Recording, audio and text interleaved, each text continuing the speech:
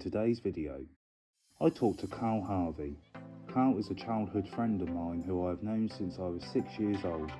Today I talked to Karl about his school experience, but also what it was like being my friend in school and what his understanding of autism and neurodiversity was back then and what it is now.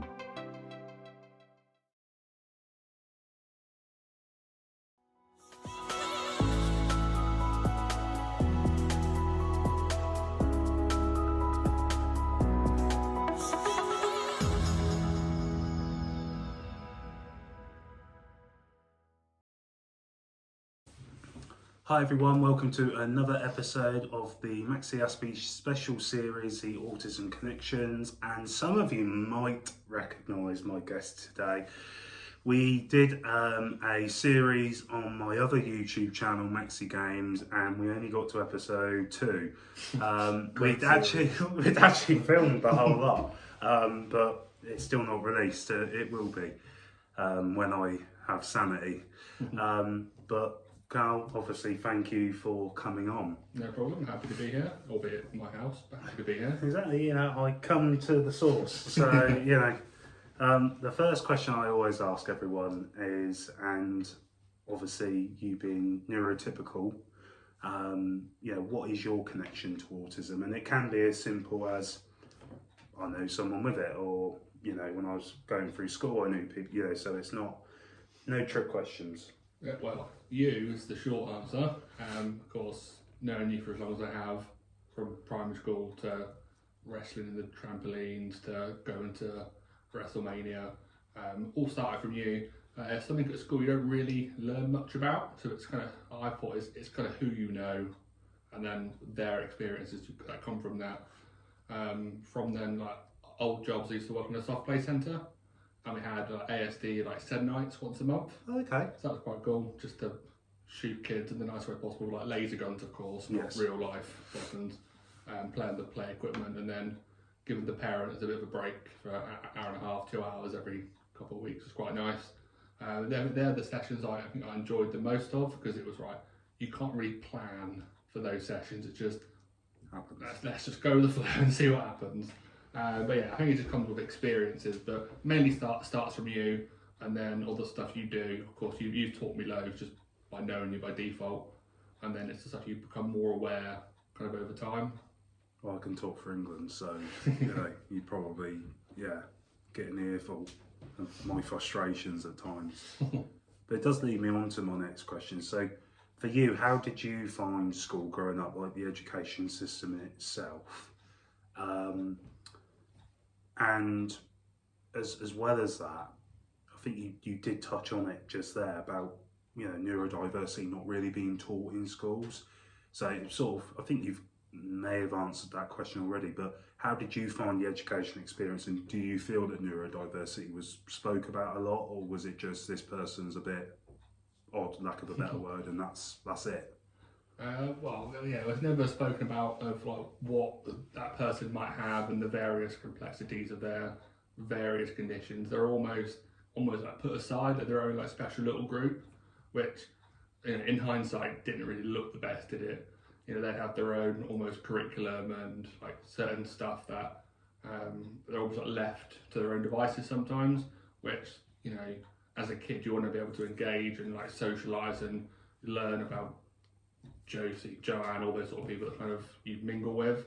I know for my school experiences, school was just if you don't go to uni, they almost didn't really care anyway. So people that didn't quite fit that mould, they didn't put that much attention to. From my experiences, it was all about getting people to uni because it makes the school look good over time. But I think for me, it was alright. I've had no issues really, but it's just from where we look at where the world is now to where it was 10 years ago, there has been quite a change, which is good, and it's more spoken about. But back in school days, what you don't know, and kids like to ask questions, of course, and they want to learn and find things out. So just by default, they're quite nosy, which is, as a child, is quite good. And if the teachers ain't got the answers, right? Yeah, the teachers might not have even known the answers, only the ones that I've had actual proper training on, which I can't really speak on, but But I think you're right. I think it's changed a lot. Well, I hope it's changed a lot more. I mean, the sad reality is it's still like 50% of autistic kids getting kicked out of school, you know? But you have got things more like the Autism Act now, the Equality Act, which protects you a bit more. As when I got my diagnosis, you know, the head teacher at our primary school just turned around to my mum and said, you know, he's not autistic, he's just naughty. And that was it, yeah. That was the general consensus. And then you've got other parents of other kids, you know, because growing up, you were probably the only friend I had who actually invited me into their house. Like, I remember a lot of the times I'd be invited around someone's house, they'd go off and say, like, Mum, I've invited Max round, and then the next minute, from basically them talking to their mum to talking to me minutes ago, it was like, oh no, you know, you're not coming round. As you know, you were, you know, but we had that close friendship where you come round mine, I'll come round yours. Basically, you nearly kill each other doing wrestling moves. Every Saturday, right, let's go wrestle. Yeah. On the trampoline, all our storylines, our in almost like mini little universe, which is our own little bubble, which is quite nice. Do you think that bond helps, you know, I suppose it helps in any relationship, but with autistic individuals, particularly like myself, you know, you've often said that's like my special interest, you know, which I would agree. You know, so do you think having those things in common can really sort of bring an autistic person out of their shell a bit more and, you know, make the friends that way? Absolutely. If it wasn't for knowing you, we wouldn't have gone to WrestleMania. I'll still be waiting for maybe one day I can go, but because like wrestling's a bit more of a niche sort of subject, you haven't got as many people to talk about, so you'd be foolish to turn someone away who knows probably more than I do about wrestling in certain areas. Your knowledge of honestly, as a team, your knowledge of the earlier stuff versus maybe mine of just the weird sort of age of, you know, from 2008 on onwards. Yeah, I don't know why I remember it. Maybe it's just that was just been sort of scolded into my brain, you know, those times. But your knowledge of the you know, older stuff, like we do quizzes every now and again, and it's like, oh, I never heard of that tag team back at WrestleMania 2, you know. Good old days. Yeah, you know. But I suppose as well, I mean, bit of a self-centered question, and I don't expect you to remember, so don't feel like, you know, you got to force an answer. But what was the sort of perception of me back then? You know, because I think a lot of people watching this probably have seen that I've changed quite a lot. And Amen to that, of course you have. May have thought my life would have gone down a different way, but I've always been interested to sort of, and don't hold back, you know, what was the sort of general perception, you know, of an autistic, you know, Max back in the day? Well, I mean, back in the day, like, I didn't know as a kid you were autistic, because it wasn't part of my vocabulary, part of my world. It was always at school, you're always trying to like fit in, aren't you? And it's the way kids are. If you see someone that you can always get ahead of slightly, you will do. As kids are naturally quite almost mean and like selfish in that way, because they don't want to feel left out. And I think you already hit the nail on the head earlier. Naughty. Yeah. And that's kind of how it's perceived, or they're acting out. But why are they acting out? You just assume, oh, they're trouble. But again, what you don't know. And yeah, of course, over time that changes, and you know, I don't see you as a person with ASD and all the various conditions that follow with that. But it's just you are Maxi Green. Yeah. And like, you know, who cares what labels and stuff that follow around? But as a kid, that's someone's different.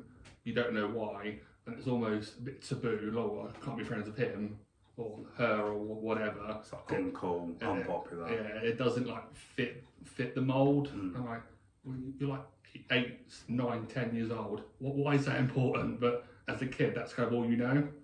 And I think it's a testament to, you know, our friendship having to develop in, and ups, downs, all the kind of bits that follow. Yeah. I don't think I've got any other friends I'm as close to for as long as, and something I'm quite proud of is how we've, you know, evolved with time from, as I said, from trampoline wrestling to actually going to the single biggest wrestling event like ever. Right? It's just, yeah, it'll be like goosebumps sometimes when you go back and actually think about it a little bit. They're such good memories, and I think it's so important for as an autistic person to have a friend like you as well, because as much as you say, you know, I wouldn't have gone to Mania and all those things, ditto, you know, if someone would have said to me, okay, fly to America on your own, you know, you don't know anyone, the environment, the landscape over in America is completely different as here, you know. Like, I'm walking around, there's people, you know, got guns, you know, I'm like, oh my God. So, you know, I think you hit it as well, you know, with how our friendships evolved from just having a shared interest to actually then going, we're going to do this, and, you know, and suddenly we're there. It's been amazing. And yeah, wouldn't have really felt comfortable or wanted to do it with anyone else either. Yeah, absolutely, yeah. So no, I think that's spot on. It's just like, even like with that trip in general, when my boarding pass, my name was backwards. I'm like, if you weren't there, I'd probably still be in the States. Like, I wouldn't be able to get home if it wasn't for having you there, and like, it's how keen you were to sort me out. Yeah. You didn't have to do that. It's just like the little things, you don't really forget those sort of stuff. The thing is with me is like injustice, right? So to me, like, you're stood there, no fault of your own. I don't know, injustice with me is like, that's not right. You know, why are you having to suffer for someone else? So yeah, you know, there's plenty of sort of things I think that I've maybe done that someone without my condition probably wouldn't, you know, but I think, you know, that can be a strength at times. I mean, there's definitely weaknesses with it, but you know, I think there are strengths with it as well. So obviously, from your point of view, did you go to college and uni? Or? Yeah, it was just sixth form. So just sixth form. The normal school system, and then out as soon as I could, let's just start working. From a like neurotypical point of view, from yourself, what did you feel let down by school? Did you feel like you spent a lot of years learning stuff that maybe you didn't really need to learn, and the things that life skills you didn't really learn? Yeah, I mean, the whole school system should be reevaluated and kind of tore apart, you know, and it is, of course it is, it's outdated now, isn't it, when you look at it, but it's like some of the stuff, like, you know, I understand learning like bits of maths, like enough to get by, but I don't need to know what the angle of that square is. I'm never going to use that. I need to know how to count and how to do the times tables and to, you know, problem solve, which is, I don't think there's enough of sometimes. It's trying to actually use your brain. Like, you're given a question, but you actually have to like work out the answer. That's what it should be about, but it's more how much you can remember.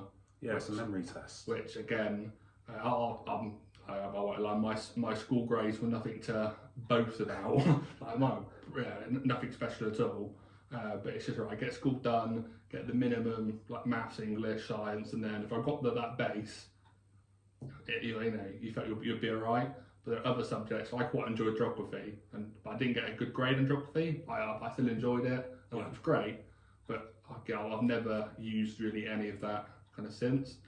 But, you know, apart from like FIFA or like flag knowledge, oh yeah, you're from that country because I recognise that flag, and like that stuff I've learned a lot about. Yeah. Not from school, it's from playing FIFA. No, it's funny what you can learn through doing something you enjoy. You're engaged, and that's why you're keen to, you know, learn and, like, you know, find out more, aren't you? I mean, not to get back to wrestling, but that's why I know so many states in America, because I'm just so used to the Jim Ross sort of live from Toronto, Canada, or absolutely, live from Houston, Texas, you know, because you just... It's ingrained, isn't it? Yeah, and then you're like, oh, where is that then? You know, you start looking a bit.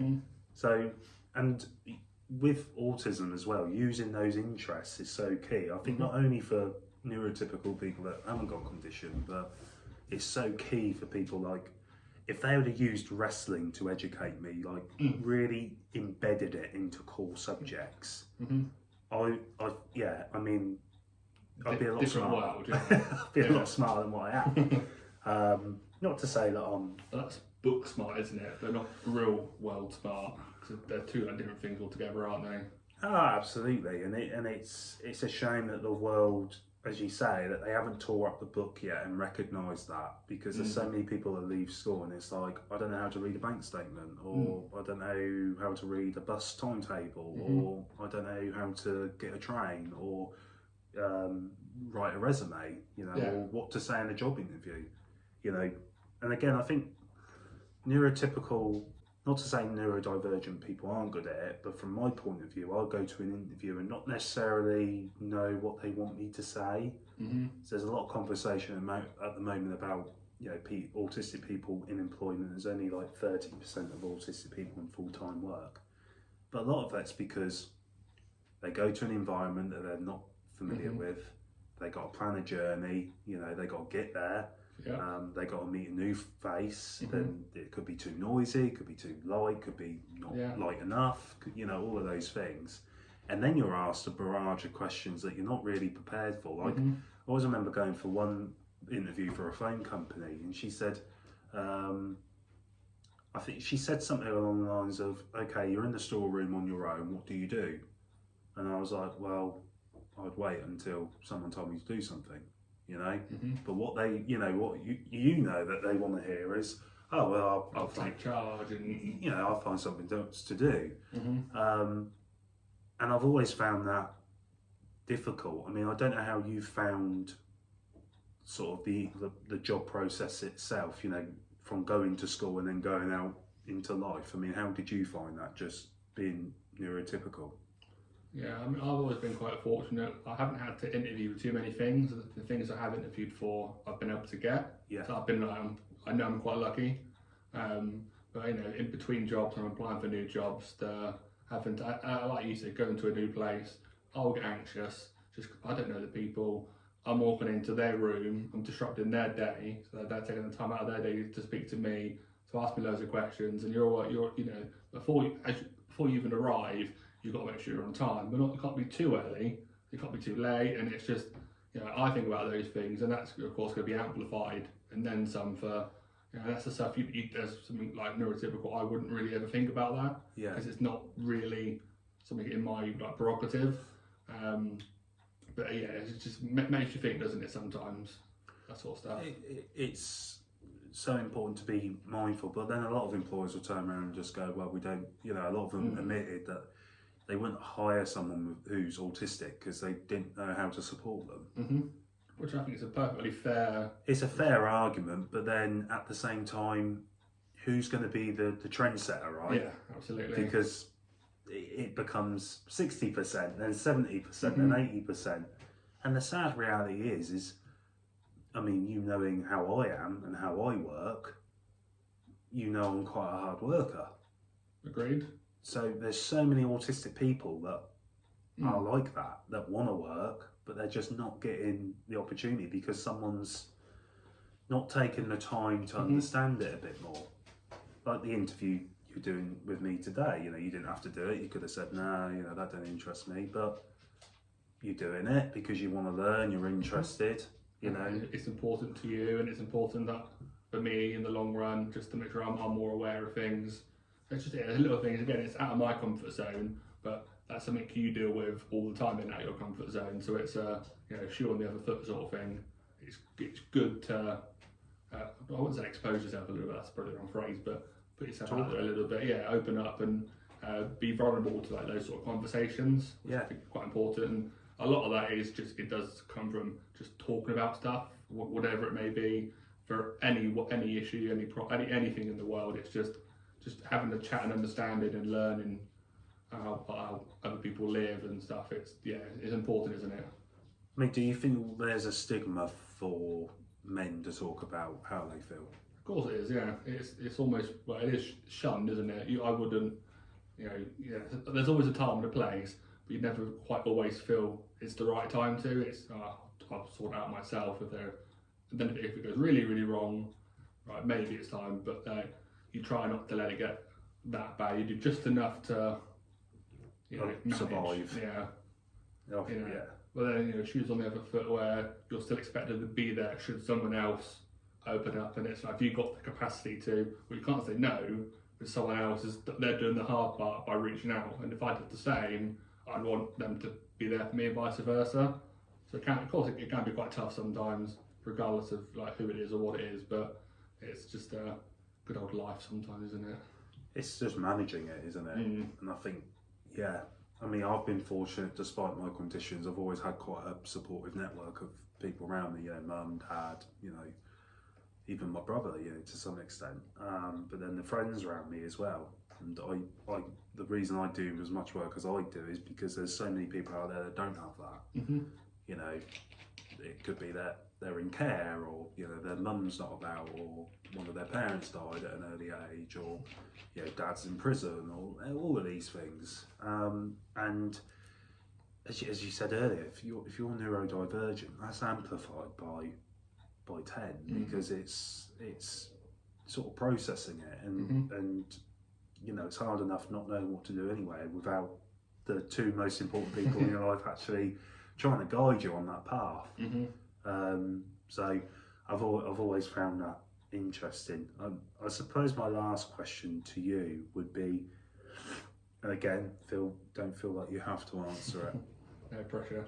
Is there anything that you often think about in terms of autism that you'd like to know, or anything that, I don't know, sort of makes you think, oh, I don't know what to do in that situation, or I wouldn't know what to do in that one, or all of that? I mean, a lot of that again will just come from experiences. Again, you don't know what you don't know. Again, that's why what you're doing is so important, because again, it makes me more aware, kind of just by default.